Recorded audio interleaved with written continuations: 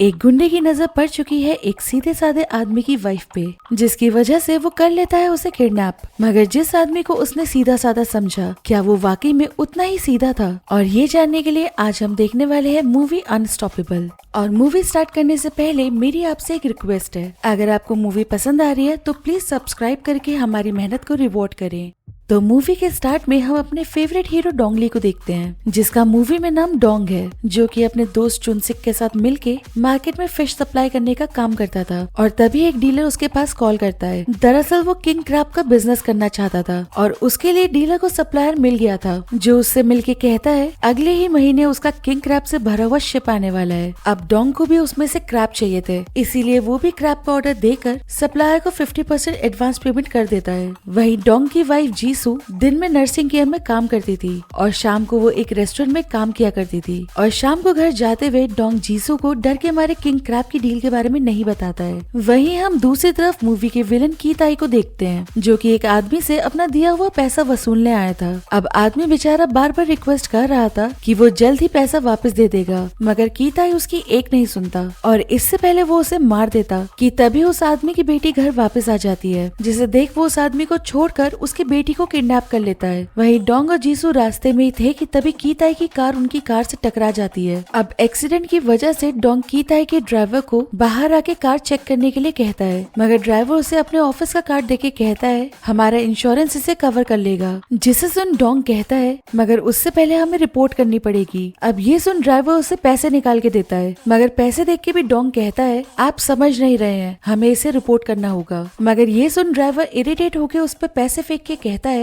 समझ तो तुम्हें नहीं आ रहा है। वहीं अपने हस्बैंड की बेइज्जती जीसू से बर्दाश्त नहीं होती और वो बाहर आके ड्राइवर पे बहुत गुस्सा करती है, जिसके साथ ही वो उसे कहती है तुम खुद को समझते क्या हो, माफी मांगने की बजाय तुम हमें ही पैसे दिखा रहे हो। और वहीं कार के अंदर बैठा कीताई भी जीसू को देख रहा था और उस पगलेट को देख के समझ आ रहा था कि उसका दिल जीसू पे आ चुका है। इसलिए वो अपनी कार से उतर के ड्राइवर पे लात घूंसे बरसाते हुए कहता है तुझे समझ नहीं आता, अगर गलती तेरी है तो तुझे माफी मांगनी चाहिए। जिसके बाद वो खुद उन दोनों से माफी मांग के वहाँ से चला जाता है। और अगले दिन सप्लायर डोंग को कॉल करके बताता है कि किंग क्रैब से भरा उसका शिप गलती से चाइना में एंटर कर गया है, जिस वजह से चाइनीज अथॉरिटीज ने उसे सीज कर लिया है। अब ये सुन डोंग की हालत खराब हो जाती है, क्योंकि उसने अच्छा खासा अमाउंट लोन लिया था उस डील को करने के लिए। मगर फिर भी शाम को जीसू का बर्थडे सेलिब्रेट करने के लिए वो उसे एक एक्सपेंसिव रेस्टोरेंट में ले जाता है, जिसे देख जीसू कहती है ये काफी महंगा होगा, हम लोग अगले महीने का रेंट कैसे दे पाएंगे। जिसे सुन डोंग गलती से उसके सामने शिप का जिक्र कर देता है कि एक बार चाइना से शिप आ जाए तो सब सही हो जाएगा। अब ये बात जीसू को तो पता नहीं थी, मगर जब उसे सारी बात पता चलती है तो वो डोंग पे काफी गुस्सा करती है, जिस वजह से वो उसे शांत करने के लिए उसका केक लेने जाता है। मगर जब तक वो केक लेके वापस आता है जीसू वहाँ से जा चुकी थी। और वहीं जीसू घर वापस आके डोंग को इस तरह से छोड़ के घर वापस आने के लिए सॉरी का मैसेज करती है। दूसरी तरफ जीसू का मैसेज पढ़ के डोंग घर वापस आ रहा होता है कि तभी रास्ते में एक आदमी रोड पे सामान डिलीवर कर रहा होता है, जिसकी वजह से डोंग का रास्ता ब्लॉक हो जाता है। वहीं इतनी देर में घर पे डोर बेल रिंग होती है, जिसे सुन जीसू पूछती है कि कौन है, मगर उसे कोई जवाब नहीं मिलता।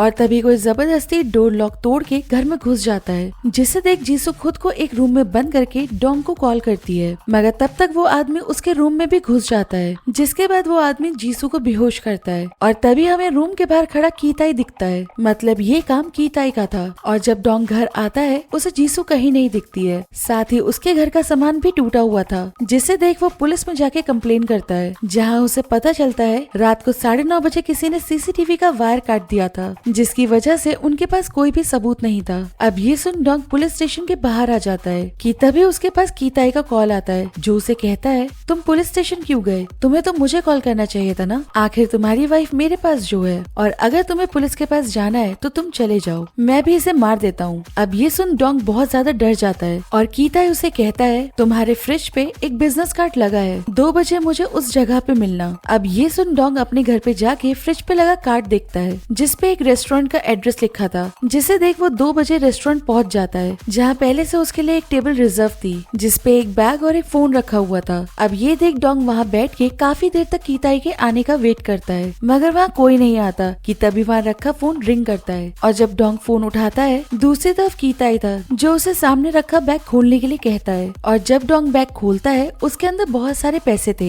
जिसके बाद कीताई उसे कहता है ये पैसे मेरी तरफ से तुम्हारी वाइफ को खरीदने के लिए हैं। अब ये सुन डोंग शॉक रह जाता है और उधर से कीताई कहता है अरे जब हम गरीब होते हैं तो हम अपने घर का सामान चावल से एक्सचेंज कर लेते हैं ना। इनफैक्ट पैसे कमाने के लिए तो हम अपने बाल तक कटवा देते हैं, तो हम भी एक्सचेंज कर लेते हैं ना। तुम पैसे ले लो, मैं तुम्हारी वाइफ ले लेता हूँ। अब तुम फिश भी तो बेचते हो ना, तो तुम वाइफ क्यों नहीं बेच सकते पैसों के लिए। अब बेचारा डोंग ये सब कुछ सुन के उसे कहता है सर आप ये सब कुछ क्यों कर रहे हैं। जिसे सुन कीताई उसे कहता है तुम्हारी वाइफ काफी हॉट है, इसीलिए मार्केट में मुझे उसका अच्छा पैसा मिलेगा। ये कहते के साथ वो फोन काट देता है और डोंग पैसे से भरा बैग लेके पुलिस स्टेशन पहुंच जाता है। जब पुलिस को सारी बात पता चलती है तो वो भी शॉक हो जाते हैं, क्योंकि उनके लिए भी ये पहला किडनैपिंग का केस था जिसमें किडनैपर पैसे मांगने की बजाय पैसे दे रहा था और वो पैसों पे लगे फिंगरप्रिंट्स को चेक करने के लिए उस बैग को अपने पास रख लेते हैं। जिसके बाद पुलिस स्टेशन से निकलते हुए डोंग को वहाँ बहुत सारी मिसिंग लड़कियों के पोस्टर दिखते हैं, जिसे देख के वो समझ जाता है कि पुलिस वाले यहाँ सिर्फ भजिया तलने के लिए बैठे हैं और अपनी वाइफ को उसे खुद ही ढूंढना होगा। मगर इस काम में काफी सारे पैसे लगने वाले थे जो कि उसके पास नहीं थे, इसीलिए वो पहुंच जाता है फिश मार्केट के प्रेसिडेंट के पास, जिसने काफी टाइम से डोंग का पैसा फंसा रखा था। और जब डोंग उससे अपना पैसा वापस मांगता है तो ये सुन प्रेसिडेंट उसे कहता है कहा तो है तुझे दे दूंगा पैसे, अभी तू जाए यहाँ से। मगर उसकी बात सुन डोंग वहाँ से हिलता भी नहीं है। अब प्रेसिडेंट को तो पता था कि डोंग एक आम इंसान है, इसलिए वो अपने गुंडे को उसे वहाँ से भगाने के लिए कहता है। मगर मैं आपको बता दूं, फिश मार्केट में काम करने से पहले डोंग बहुत बड़ा गुंडा हुआ करता था और वो अपनी वाइफ से इस कदर प्यार करता था कि उसके कहने पे उसने अपना हर काम बंद करके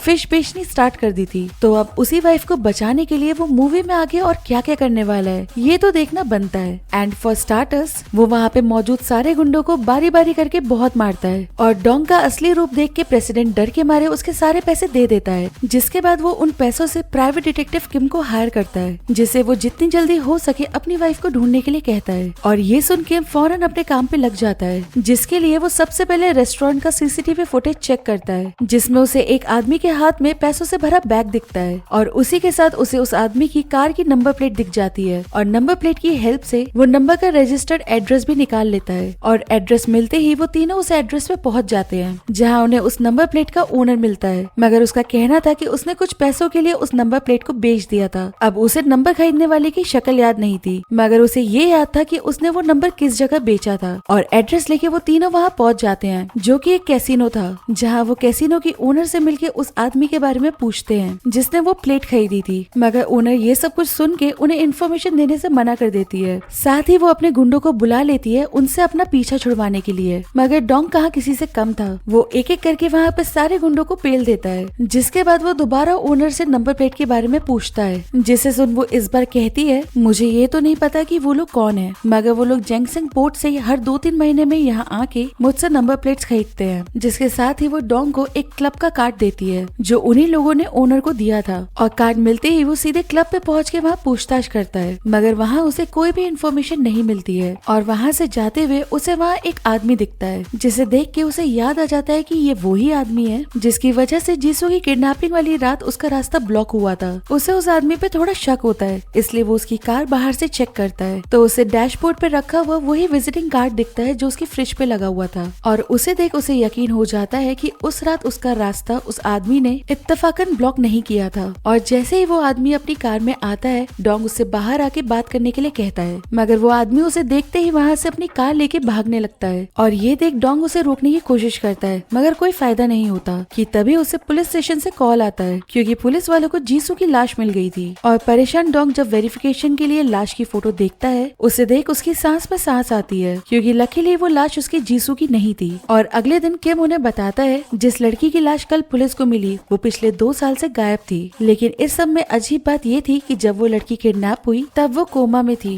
मगर कोमा में पड़ी उस लड़की को आखिर कोई क्यों किडनैप करना चाहेगा? और इसी सवाल का जवाब जानने के लिए वो उस लड़की के हस्बैंड के पास पहुंच जाते हैं, जो उन्हें बताता है कि जब उसकी वाइफ कोमा में थी तो मीडिया ने इस बात को काफी कवर किया था, क्योंकि उनके हिसाब से वो दुनिया का सबसे अच्छा हस्बैंड था जिसने ऐसी हालत में भी अपनी वाइफ को नहीं छोड़ा था। लेकिन इसी वजह से कीताई ने उसे उठवा लिया था, क्योंकि उसके हिसाब से वो आदमी सिर्फ अपनी वाइफ की ऐसी सिचुएशन का फायदा उठा के पैसा कमाना चाह रहा था। इसीलिए कीताई उसे कहता है तो उसे बेचने के लिए ही तो मीडिया वालों के पास गया था, इससे अच्छा तो तू उसे मुझे बेच दे, वैसे भी तेरे लिए तो वो किसी लाश से कम नहीं है। ये कह के कीताई उसे बहुत सारे पैसे पैसे देके वहाँ से चला जाता है। एक्चुअली कीताई का मानना था कि हर कोई सिर्फ अच्छा होने का दिखावा कर रहा है, मगर असल में तो सबको सिर्फ पैसा ही चाहिए था।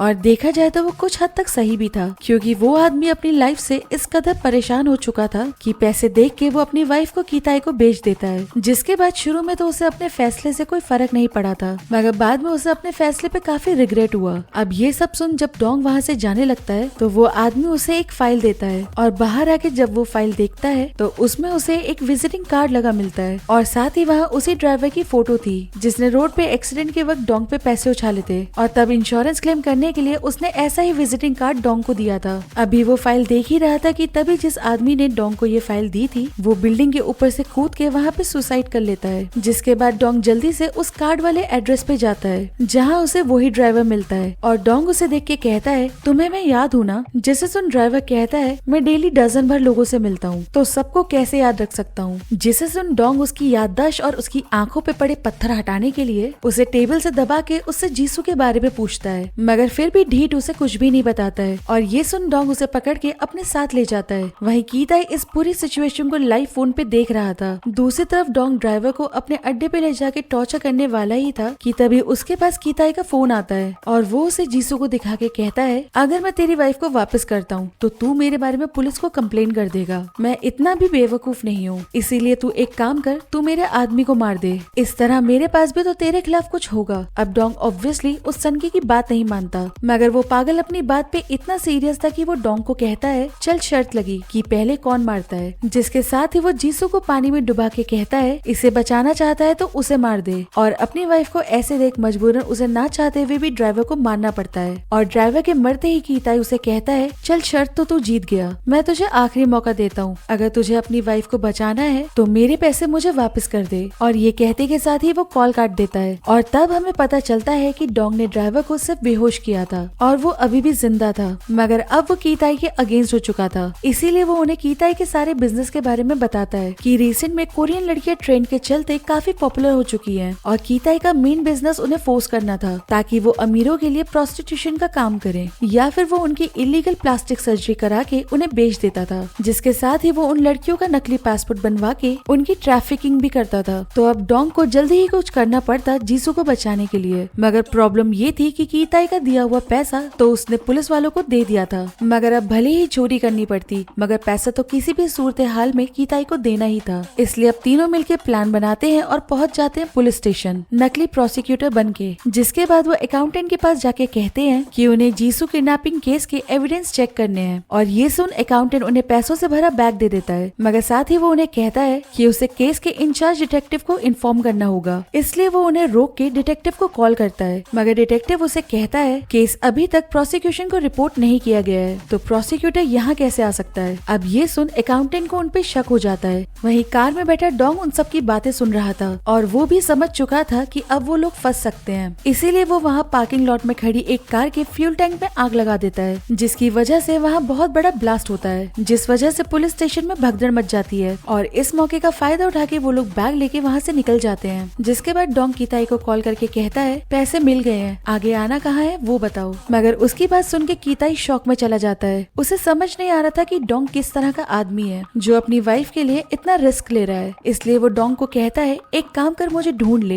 ये कह के वो कॉल काट देता है, और डोंग भी बिना देर करे उसकी लोकेशन ट्रेस कर उसके अड्डे पे पहुंच जाता है, जहाँ पहुंचते ही वो एक एक कर सारे गुंडों को मारता है। जिसके बाद जब वो सारे रूम्स चेक करता है तो वहाँ कोई नहीं था, क्योंकि डोंग को देखते ही एक गुंडा वहाँ से सारी लड़कियों को लेके निकल जाता है। और इसी बीच कुछ और गुंडे भी आते हैं डोंग से लड़ने के लिए, और वो बिना रुके उन्हें जहन्नुम की सैर करा देता है। वही किम और चुन सिक बाहर गुंडों से लड़के उन लड़कियों को बचा लेते हैं, मगर जब वो उन लड़कियों को चेक करते हैं तो उसमें जीसू नहीं थी। जिसके बाद वहाँ थोड़ी ही देर में पुलिस भी पहुँच जाती है, और डोंग जीसू को गायब देख निकल जाता है उसे ढूंढने के लिए, कि तभी उसके सामने कीताई की कार आ जाती है। अब कीताई उससे मिलता कि उससे पहले उसका आदमी उसे बता देता है कि अड्डे पे पुलिस आ चुकी है, और ये सुनते ही वो फटाफट अपनी कार को बैक करता है, और उसे देख डोंग भी लग जाता है उसका पीछा करने में। और पीछा करते हुए वो एक के बाद एक कीताई की कार में टक्कर मार रहा होता है, कि तभी कीताई उसे अपनी कार में बैठी जीसू को दिखा के कहता है, अब मार टक्कर। अब जीसू को देख डोंग अपनी कार कीताई की कार के आगे लगा देता है ताकि वो उसका रास्ता ब्लॉक कर सके, और इसी बीच उनकी कार आपस में टकरा जाती है, जिसकी वजह से डोंग की कार का बहुत बुरा एक्सीडेंट हो जाता है। जिसे देख के कीताई उसे खत्म करने के लिए अपनी कार से कुल्हाड़ी निकाल के वो डोंग की कार पे मारना शुरू करता है। मतलब वो डोंग से अभी तक इतना ज्यादा फ्रस्ट्रेट हो चुका था कि वो कुल्हाड़ी लेके उसकी कार तोड़ रहा था। और जाहिर सी बात है डोंग कार के अंदर बैठ के चने तो भून नहीं रहा था, इसीलिए मौका मिलते ही वो कीताई को कार के अंदर खींच के धो देता है, जिसके बाद वो उसे उठा के कार के बाहर फेंक देता है। और कीताई इस वक्त तक इतनी मार खा चुका था कि वो खुद को बचाने के लिए डोंग को कहता है कि मुझे माफ कर दो। और ये कहते हुए वो अपना चाकू निकाल के उसे कहता है, मेरी माँ का मैं इकलौता सहारा हूँ, मेरे पास मत आना, मैं खुद को मार लूंगा। मतलब वो डोंग से इतना ज्यादा डर चुका था कि वो कुछ भी बोल के खुद को बचाना चाहता था। और जब ये सब सुन के भी डोंग नहीं रुकता तो वो खुद को बचाने के लिए डोंग पे हमला कर देता है और डोंग उसके चेहरे पे घूसे मार के उसके चेहरे का नक्शा बिगाड़ देता है। जिसके बाद वो अपनी जान से प्यारी वाइफ जीसू से मिलता है, जो कि एक्सीडेंट होने के बाद भी लकीली बच गई थी। और मूवी के एंड में डोंग का किंग क्रैब वाला शिप भी चाइनीज अथॉरिटीज ने छोड़ दिया था, जिसके बाद उसने एक रेस्टोरेंट खोल लिया था, जिसकी वजह से वो फाइनली अपनी वाइफ को वो लाइफ दे पाया जिसके वो सपने देखा करता था। और इसी के साथ ये मूवी यहाँ पे खत्म हो जाती है।